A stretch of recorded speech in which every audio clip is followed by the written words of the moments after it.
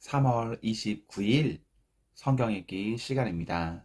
우리 오늘은 사사기 13장에서 15장, 시편 88편, 사사기 13장에서 15장, 시편 88편에 있는 말씀을 읽겠습니다. 13장. 이스라엘 자손이 다시 주님께서 보시는 앞에서 악한 일을 저질렀다. 그래서 주님께서는 그들을 40년 동안 블레셋 사람들의 손에 넘겨주셨다. 그때에 소라 땅의 단지파의 가족 가운데 마누아라는 사람이 있었는데 그의 아내는 임신할 수 없어서 자식을 낳지 못하였다. 주님의 천사가 그 여인에게 나타나 말하였다. 보아라, 내가 지금까지는 임신할 수 없어서 아이를 낳지 못하였으나 이제는 임신하여 아들을 낳게 될 것이다. 그러므로 이제부터 조심하여 포도주나 독한 술을 마시지 말아라.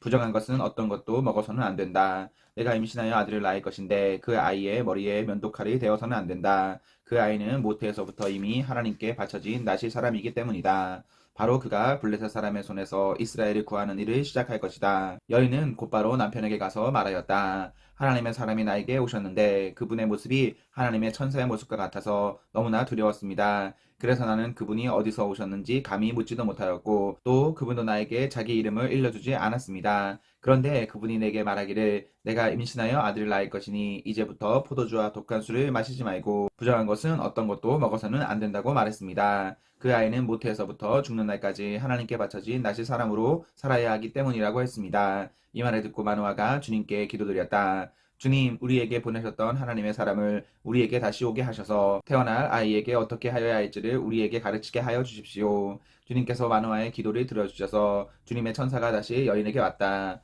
그때 그 여인은 밭에 앉아 있었는데 남편 마누아는 아내와 함께 있지 않았다. 그래서 그 여인은 급히 달려가 남편에게 말하였다. 와 보세요. 저번에 나에게 오셨던 그분이 지금 나타나셨어요. 마누아는 일어나 곧 아내를 따라가서 그 사람에게 이르렀다. 마누아가 그를 보고서 저번에 자기의 처녀에게 말하던 그분이냐고 물었다. 그가 그렇다고 대답하자 마누아는 그에게 지난번에 한 그 말이 이루어질 때에 그 아이가 지켜야 할 규칙은 무엇이며 또 그 아이가 할 일은 무엇이냐고 물었다. 주님의 천사가 마누아에게 일러주었다. 주님의 천사가 마누아의 아내에게 일러준 모든 것을 그 아이가 지켜야 하고 마누아의 아내는 포도나무에서 나는 것은 어떤 것도 먹어서는 안 되고 포도주와 독한 술을 마시지 않아야 하며 부정한 것은 어떤 것도 먹어서는 안 되고 주님의 천사가 마누아의 아내에게 명령한 모든 것을 마누아의 아내가 지켜야 한다고 말해주었다.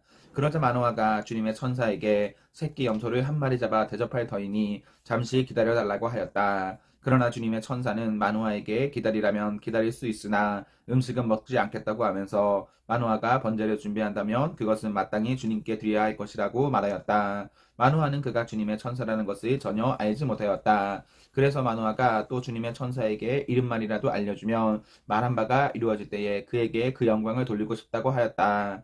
그러나 주님의 천사는 어찌하여 그렇게 자기의 이름을 묻느냐고 나무라면서 자기의 이름은 비밀이라고 하였다. 마누아는 새끼 염소 한 마리와 곡식 예물을 가져다가 바위 위에서 하나님께 드렸다. 주님께서는 마누아와 그의 아내가 보고 있는 데서 신기한 일을 일으키셨다. 제단에서 불길이 하늘로 치솟자 주님의 천사가 제단의 불길을 타고 하늘로 올라갔다. 마누아와 그의 아내는 이것을 보고 얼굴을 땅에 대고 엎드렸다. 주님의 천사가 마누아와 그의 아내에게 다시 나타나지 않자 그제야 마누아는 비로소 그가 주님의 천사인 줄 알았다. 마누아는 아내에게 말하였다. 우리가 하나님을 보았으니 우리는 틀림없이 죽일 것이요. 그러자 그의 아내가 그에게 말하였다. 만일 주님께서 우리를 죽이려 하셨다면 우리의 손에서 번제물과 곡식 예물이 받지 않으셨을 것이며 또 우리에게 이런 모든 일이 보이거나 그런 말을 하시지도 않으셨을 겁니다. 그 여인이 아들을 낳고서 이름을 삼손이라고 하였다. 그 아이는 주님께서 내리시는 복을 받으면서 잘 자랐다. 그가 소라와 에스다올 사이에 있는 마하네단에 있을 때에 주님의 영이 처음으로 그에게 내렸다. 14장. 삼손이 딥나로 내려갔다가 딥나에 있는 어떤 블레셋 처녀를 보았다. 그가 돌아와서 자기 부모에게 말하였다. 내가 딥나에 내려갔다가 블레셋 처녀를 하나 보았습니다. 장가 들고 싶습니다. 주선해 주십시오. 그러자 그의 아버지와 어머니가 그를 타일렀다. 내 친척이나 내 백성의 딸들 가운데는 여자가 없느냐? 왜 너는 할례도 받지 않은 블레셋 사람을 아내로 맞으려고 하느냐? 그래도 삼손은 자기 아버지에게 말하였다. 꼭 그 여자를 색시로 내려와 주십시오. 그 여자는 첫눈에 내 맘에 쏙 들었습니다. 그의 부모는 주님께서 블레셋 사람을 치실 계기를 삼으려고 이 일을 하시는 줄을 알지 못하였다. 그때 블레셋 사람이 이스라엘을 지배하고 있었다. 삼손이 부모와 함께 딥나로 내려가서 딥나에 있는 어떤 포도원에 이르렀다. 그런데 갑자기 어린 사자 한 마리가 으르렁거리며 그에게 달려들었다. 그때 주님의 영이 삼손에게 세차게 내리덮쳤으므로 손에 아무것도 가진 것 없이 그 사자를 염소 새끼 찢듯이 찢어 죽였다. 그러나 그는 이 일을 부모에게 말하지 않았다. 그는 그 여자에게로 내려가 그와 이야기를 나누었다. 삼손은 그 여자를 무척 좋아하였다. 얼마 뒤에 삼손은 그 여자를 아내로 맞으러 그곳으로 다시 가다가 길을 벗어나 자기가 죽인 사자가 있는 데로 가 보았더니 그 죽은 사자의 주검에 벌떼가 있고 꿀이 고여 있었다. 그는 손으로 꿀을 좀 떠다가 걸어가면서 먹고 부모에게도 가져다 주었으나 그 꿀이 사자의 주검에서 떠온 것이라고는 말하지 않았다. 그의 아버지는 사돈대 사람의 집으로 갔다. 삼손은 신랑이 장가들 때에 하는 풍습을 따라서 거기에서 잔치를 베풀었다. 블레셋 사람들이 그를 보자 젊은이 30명을 데려다가 그와 한 자리에 앉게 하였다.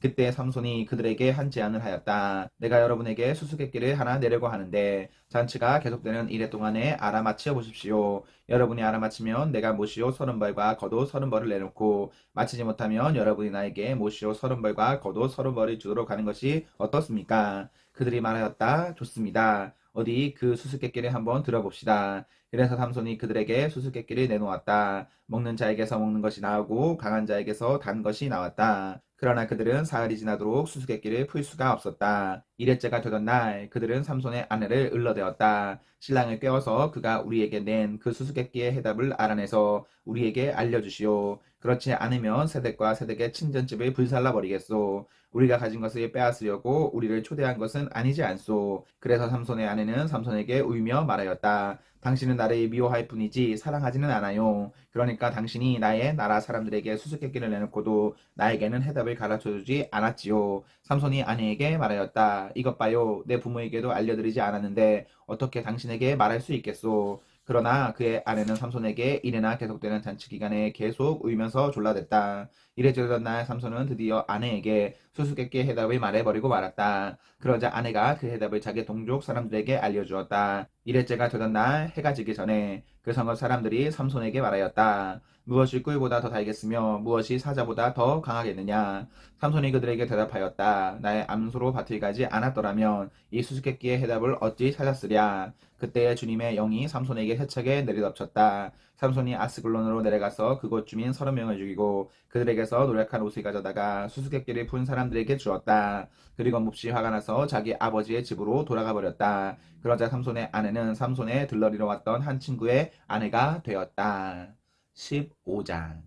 이런 일이 있은 지 얼마 뒤에 밀추수 때가 되었을 때 삼손은 새끼 염소 한 마리를 가지고 아내를 찾아가서 장인에게 아내의 침실로 들어가게 해달라고 부탁하였으나 장인은 그가 아내 방에 들어가는 것을 허락하지 않았다. 그리고 장인은 다른 제안을 하였다. 나는 자네가 그 애를 몹시 미워한다고 생각하고 자네 친구에게 아내로 주었다네. 사실 동생이 언니보다 더 예쁘니 부디 그 애를 아내로 삼아주게. 그러자 삼손이 그들에게 이번만은 내가 블레셋 사람들에게 어떤 손해를 끼친다 해도 나를 나무라지 못할 것이요 하고 말하면서 나가서 여우 300마리를 잡아 꼬리에 꼬리를 서로 비끄러매고는 그 두 꼬리 사이에 가지고 간 회를 하나씩 매달았다. 그는 그 회에 불이 붙여 블레셋 사람의 곡식밭으로 여우를 내몰아서 이미 베어 쌓아놓은 곡식가리에 불을 놓았다. 불은 곡식가리뿐 아니라 아직 배지 않은 곡식과 포도원과 올리브 농원까지 다 태워버렸다.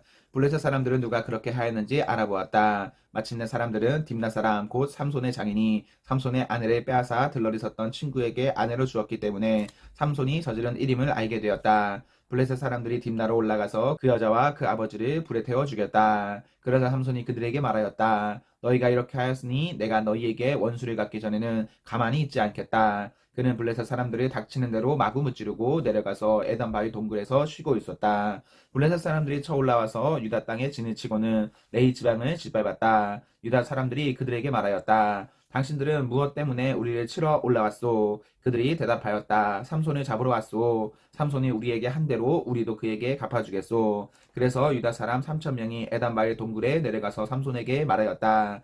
블레셋 사람들이 우리를 지배하고 있다는 것을 당신은 잘 알지 않소. 그런데 당신이 어찌하여 우리에게 이런 일을 미치게 하오? 삼손이 그들에게 대답하였다. 그들이 나에게 한 대로 나도 그들에게 갚아주었을 뿐이요. 그러자 그들이 삼손에게 말하였다. 우리는 당신이 묶어 블레셋 사람들에게 넘겨주려고 왔소. 삼손이 그들에게 말하였다. 그렇다면 나를 죽이지 않겠다고 맹세하시오. 그들은 삼손에게 다짐하였다. 결코 죽이지 않겠소. 우리는 당신이 묶어서 그들에게 넘겨만 주겠소. 결코 우리가 당신을 죽이지는 않겠소. 그리고 그들은 새 밧줄 2개로 그를 묶어서 바위 동굴에서 데리고 나왔다. 삼손이 레이에 이르자 블레셋 사람들이 마주 나오며 그에게 소리를 질렀다. 그때 주님의 영이 그에게 세차게 내리니 그의 팔에 동여맸던 밧줄이 불에 탄 삼오라기같이 되어서 팔에서 맥없이 끊어져 나갔다. 마침 삼손은 싱싱한 당나귀 턱뼈 하나가 있는 것을 보고 그것을 손에 집어들고 블레셋 사람을 1000명이나 쳐 죽이고 나서 이렇게 외쳤다. 나귀 턱뼈 하나로 죽음을 무더기로 쌓았다.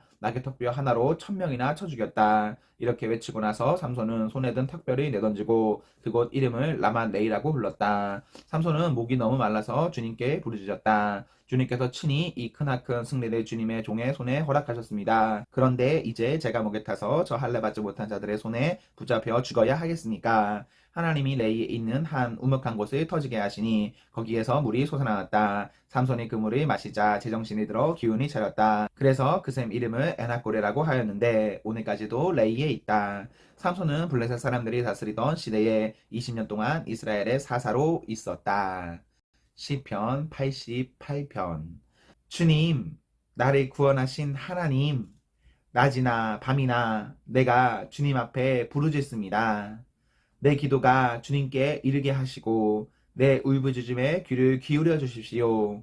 아, 나는 고난에 휩싸이고 내 목숨은 수월의 문턱에 다다랐습니다. 나는 무덤으로 내려가는 사람과 다름이 없으며 기력을 다 잃은 사람과 같이 되었습니다.